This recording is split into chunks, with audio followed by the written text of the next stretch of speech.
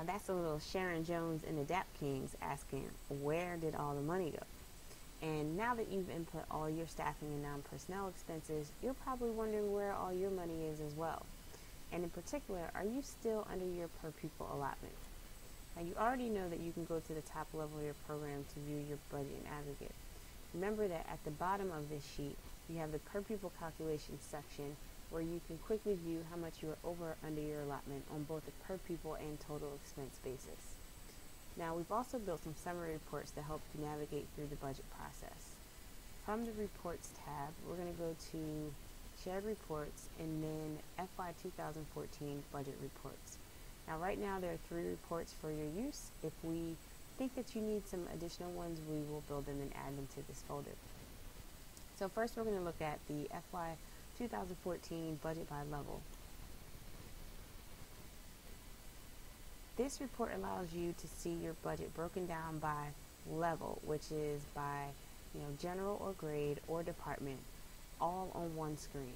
It gives you a quick way to see where exactly you've budgeted all of your expenses amongst these levels. The great thing about this report, as well as the next report we'll review, is that it offers drill down. For instance, let's drill down into this furniture and fixtures number. So I'm just going to click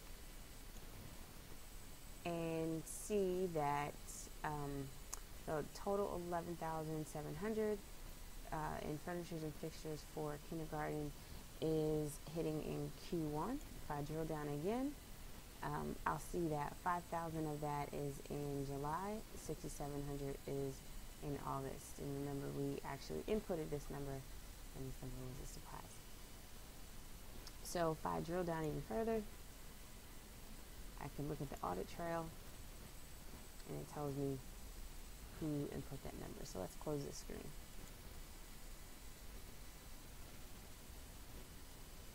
Alright, so now we're back at the report. This report has all the same sections as the budget input discretionary sheet. However, if there's no data in a particular line, it will not be populated in this report. The line won't even show up. So for instance, you can see here that you have grades K through 3 on this report. In the budget inputs non-personnel tab, you had K through 4, but since there are no 4th graders, that line doesn't show up on this report.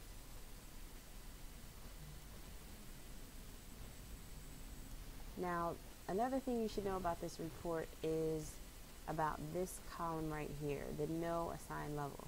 This is a column basically for calculations. So you'll have enrollment here, you'll have some calculations for per pupil targets. You should not have any expenses that are sitting in this column.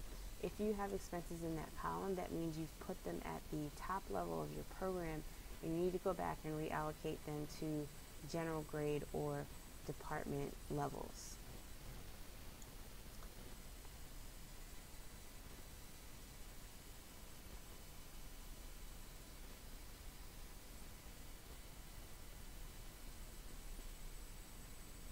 Okay, so you know you can export this report by clicking on this little export report icon. Now we're going to go to the FY14 budget versus prior year's report. This is a pretty useful report if you want to look at your year-over-year spending.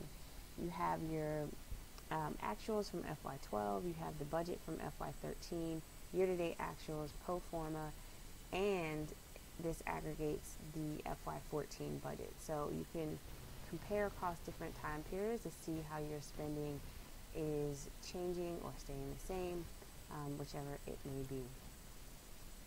Now the last report is the personnel detail. This is basically just a summary of the budget inputs personnel sheet. It does have less columns, so it's a little bit easier to read.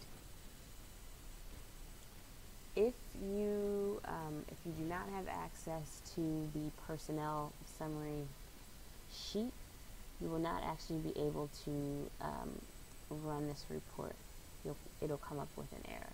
And one thing also to note about this report is that there is no drill down in this report.